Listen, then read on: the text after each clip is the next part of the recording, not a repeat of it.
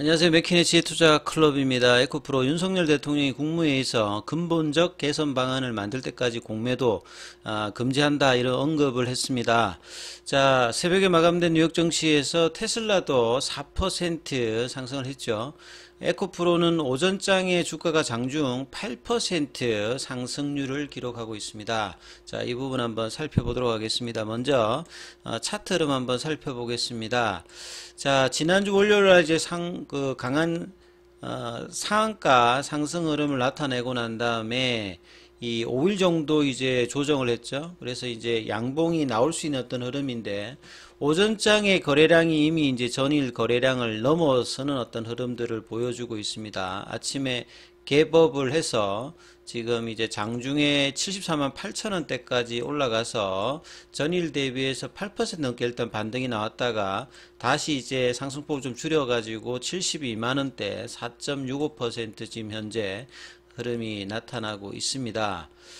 결과적으로 뭐 차트를 보면 이제 59만 원대에서 92만 8천 원대까지 이 상승 흐름의 눌림목 가격은 82만 원, 75만 원. 75만원 이제 추세 가격대죠. 그래서 75만원대를 오늘 좀 어떻게 넘어가느냐 뭐 이런 부분이 중요하다 이렇게 말씀을 드렸어요. 근데 아침에 장중 고점이 지금 현재로 보면 딱 74만 8천원이죠. 그러니까 75만원대가 59만원에서 92만원대까지 올랐던 어떤 상승 흐름의 절반 정도 되돌리는 파동이고 거기가 추세 가격이고 75만원대가 유지가 되었으면 이 가격 위에서 이제 그 조정을 끝내고 다시 재차로 올라갈 수 있는 부분인데 추가로 한 3일 정도 더 빠져버렸거든요. 그래서 다시 이제 거기까지 되돌려 놓는 어떤 파동 자체가 중요하다는 말씀인데 지금은 장중에 일단 윗골입니다만 75만원대 도전을 뭐 계속 일단 오후까지는 거래량 유입에 따라서 계속 할 수 있는 어떤 흐름이다 이렇게 보여지죠. 수급상으로 보시게 되면 어제에 이어서 오늘도 일단 프로그램 매수세는 들어오고 있는 상황입니다. 거래원 순간 거래량에 살펴보시게 되면 이 JP모건 쪽에서는 매도 흐름이 나오고 있는데요. 그래서 거래량 유입이 나오면서 지금 20일 이평선과 5일 이평선이 그리고 오늘이 올라가야 이 추세 지표인 파라볼릭자가 계속 이제 상방을 유지하거든요. 주봉을 좀 살펴보시게 되면 주봉상에서는 이제 고점 시그널 자체가 9월 달에 나왔어요. 주가는 이제 7월 달에 고점을 치고 8월 달에 이제 나름대로 박스권으로 유지를 하다 9월 달에 딱 빠지잖아요. 9월 달에 빠질 때 9월 초에 이제 주봉상으로는 추세가 바뀌었어요. 이렇게 시그널이 줬고 다시 상방으로 가는 추세 전환은 주봉상에서는 나오지는 않아 있는 상태예요. 에코프로가. 그 다음에 이제 월봉상에 보시게 되면 월봉상에서는 시차가 언제 나오냐면 이게 10월 달에 나옵니다. 그동안 계속 이제 상방이에요 하면서 작년 그 하반기부터 해가지고 올해 9월 달까지 에코프로는 계속 이제 상방의 흐름으로 추세를 가지면서 움직였어요. 거의 뭐 1년 넘게. 그러다가 10월 달에 이제 추세 지표가 이제 바뀌어서 이렇게 있는 상태죠. 그리고 주봉상에서는 9월 달에 발생을 했고, 그런 상황에서 이제 주가가 이제 그 크게 보면 이제 110만원대의 어떤 눌림목 가격을 이탈해 버렸고 이 82만원, 77만원대의 어떤 이 추세 가격을 이탈해서 이번에 59만원대까지 빠졌지 않습니까? 그래서 이 가격권대에서 이제 주가가 되돌리는 어떤 흐름들이 나와서 지금 일종의 이제 W자 형태를 만들어가는 어떤 흐름이다 이렇게 보여지죠. 기사 관련되는 부분 좀 살펴봐 드리면 정부의 어떤 공매도 관련되는 그 제도 개선 관련되는 부분의 어떤 생각들이 갑자기 이제 한 지난주 월요일 이전 한 2주 동안의 스탠스가 굉장히 많이 바뀌었습니다. 기존의 어떤 전형적인 그런 스타일에서 바뀌어서 확실하게 이번에 제도 개선에 관련된 의지를 금융당국의 어떤 수장들도 하고요.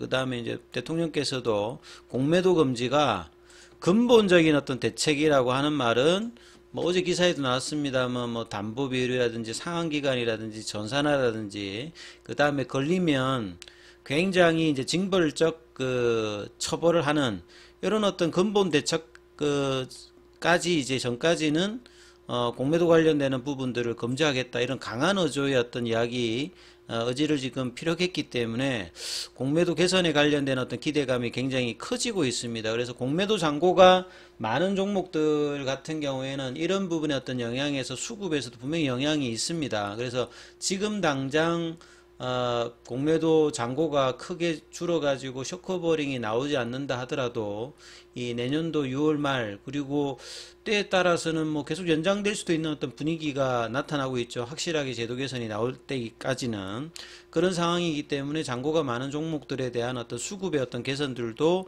언제든지 나올 수 있는 어떤 상황이라고 보여지고요. 그래서 용산제 대통령실 청사에서 국무회의를 이제 주재하면서 지난주부터 이 불법적인 어떤 시장 교란을 막고 우리 개인 투자자들이 1,400만입니다. 뭐 가족까지 치면 굉장히 많은 숫자가 주식 투자를 이 코로나 이후에 하고 있는 상태죠. 그래서 그동안에 이제 뭐 정권사라든지 금융당국은 항상 이제 외국인 입장에서 공매도가 MSCI 뭐 지수 편입에도 중요하고 외국인들이 주요 어떤 수단이라고 하는데 사실은 이 헤지펀드가 2010년도 이전에는 우리 시장에서도 롱 위주의 어떤 자금들이 대부분이었거든요. 그러니까 매수를 해가지고 기업 가치가 좋은 기업들을 사가지고 장기 보유해가지고 항상 보면 장기 투자하라고 이렇게 이야기를 하잖아요. 그러니까 롱 위주여야 장기적으로 보유가 되는데 2010년 이후에 이제 뭐 헤지펀드라든지 사모펀드라든지 이런 어떤 이제 롱숏 전략을 이제 구사하는 어떤 자금들이 많이 들어가 있지만 이게 전체는 아니거든요. 근데 사실 이제 공매도라고 하는 제도 자체를 허용 안 해주면 외국인 자금이 나간다라고 막 이야기하면 공매도 자체는 이렇게 순기능도 있습니다만 우리나라에서는 불법적인 어떤 공매도와 더불어 정상적인 기업들도 이렇게 내려쳐가지고 주가가 못 올라가게 해서 수익을 내는 구조라고 하면 이런 외국인들은 없어도 되지 않습니까? 그래서 롱 바이어스 중심의 한국 기업들이 좋다라고 하면 그런 어떤 자금들이 들어오고 공매도를 해야지만 뭔가 수익을 낼 수 있는 어떤 외국인들 같은 경우에는 굳이 뭐 국내 시장에 그들을 위해서 뭔가 편의를 제공하고 지금 기울어진 운동장을 계속 뭐 유지해야 될 필요가 굳이 없지 않습니까? 이제 이런 부분들을 금융당국이나 대통령께서도 지금 인정하면서 지금 이제 이런 이야기를 하는 거죠. 그래서 개인 투자자들이 더 중요하죠. 물론 내년도 이제 4월에 총선이 있기 때문에 뭐 그런 어떤 뉘앙스도 분명히 있겠습니다만 이번에 어떤 강력한 어떤 제도 개선에 관련되는 이야기, MSCI 선진지수 편입이 정시의 목적이 아니죠. 한국의 산업에 금융자금을 조달하고 그걸 통해서 개인들도 산업의 어떤 성장과 더불어서 이 재산을 좀 늘릴 수 있는 어떤 수단이 되는 게 이제 이 정시가 되어야 되는데 MSCI 선진지수 편입 여부가 우리 한국 시장의 어떤 존망을 뭐 결정하는 어떤 변수로 맨날 이야기하는 것 자체는 굉장히 많은데 이번에 속 시원하게 일단 이런 이야기들이 나와서 그나마 좀 다행인 것 같습니다. 그래서 미국과 다른 제도 어제도 설명해 드렸습니다만 담보 비율이라든지 상환 기간이라든지 처벌 자체가 글로벌 스탠다드 공매도 제도를 이제 도입한다고 하는데 운영은 완전히 다르게 지금 하고 있잖아요. 그러니까 이런 부분들은 변동성이 오히려 커지고 개인 투자자들의 어떤 비중이 높은 우리 국내 시장에서는 이 공정한 어떤 가격 형성, 그러니까 올라가야 될 기업들이 떨어지고 또 뭐 올라가지 말아야 될 기업들이 이렇게 올라가는 어떤 상황이 있는 부분들, 그래서 공매도의 어떤 순기능보다는 오히려 불법 공매들이 있어가지고 부정적인 어떤 영향이 특정 종목에 굉장히 많이 발생하고 있는 게 한국의 이 공매도 상황이라고 보여지죠. 그래서 외국계 자금 이탈 이런 부분들이 우려되지만 뭐 나가야 될 자금들은 나가면 되면 좋은 기업들이 많으면 알아서 이제 롱바이어스의 그 기업들은 또 한국 시장에 들어옵니다. 예, 그게 이제 뭐 과거의 선례였고요. 그래서 불법 공매도 관련되는 부분을 확실하게 정리해주면 이게 좀 더 장기 투자자들이 한국 시장에 접근하기 유리한 어떤 구조를 만들어주는 게 더 근원적인 어떤 사항이고 공매도 제도도 이제 건전하게 유지하면서 한번 걸리면 외국같이 영업 정지를 당한다든지 어마어마한 어떤 이제 징벌적 벌금을 이제 부과하는 부분이 필요하겠죠. 자, 요런 어떤 이제 제도적인 개선이 있는 상태에서 테슬라가 이제 4% 반등을 했어요. 미국 제도의 이제 공적 연금인 캘퍼스 캘리포니아 이제 공무원 연금 여기가 3분기에 테슬라에 대한 어떤 주식을 추가 매입했던 부분들도 있고요. 그 다음에 사이버 트럭 관련되는 부분에 이제 출시를 앞두고 있죠. 소비자들이 1년 동안에 이를 재판매할 수 없고 충분한 이유가 있는 경우 테슬라가 다시 이제 뭐 구입하고 나서 제3자 판매에 동의할 수 있는 약관을 뭐 추가했던 부분들 이런 부분들이 영향이 있으면서 2차전지 전반적으로 흐름이 있고요. 오늘 2차전지 관련된 어떤 기사들을 보게 되면요.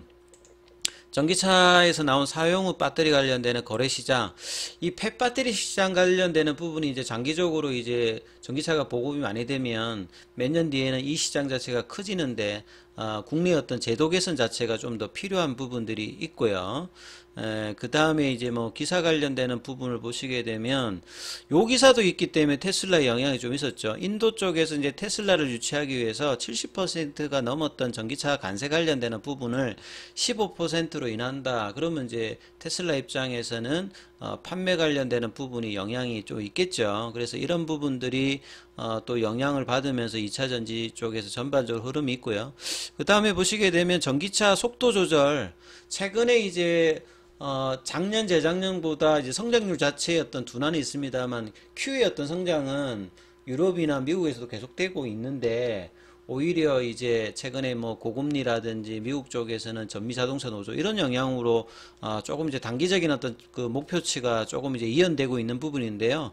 오히려 이런 부분들에 대해서 산업계에서 배터리 업계 자체는 안도하고 있습니다. 너무 이제 급하게 올라가는 것보다 이런 어떤 상황을 통해서 좀 더 2025년도 이제 전반적인 이제 볼륨 모델이 그러니까 자동차의 양이 내연기관차만큼 많이 나와야 이 소비자들의 어떤 선택지라든지 그 다음에 이제 어차피 이제 규모의 어떤 경제를 통해서 수익을 내는 산업이기 때문에요. 그런 어떤 이 볼륨 모델의 어떤 진전 자체가 본격화되는 게 2025년도이기 때문에 이 부분들을 오히려 뭐 배터리 업계 자체는 더 나쁘게 생각하고 있지 않습니다. 이게 주가가 이 어떤 산업의 성장 자체를 제대로 뭐 이렇게 단기 급등하고 또 이제 단기 이제 조정을 했습니다만 산업은 계속 이제 성장 관련되는 부분들을 계속 하고 있다는 부분들이 분명하기 때문에 이런 부분을 감안하시면서 이 흐름들을 판단하셔야 되겠죠. 자, 에코프로의 흐름들이 오후에 이 75만 원대의 도전들이 다시 또 어떻게 되는지 살피시면서 흐름 판단해 보시기 바라겠습니다. 여기까지 하겠습니다.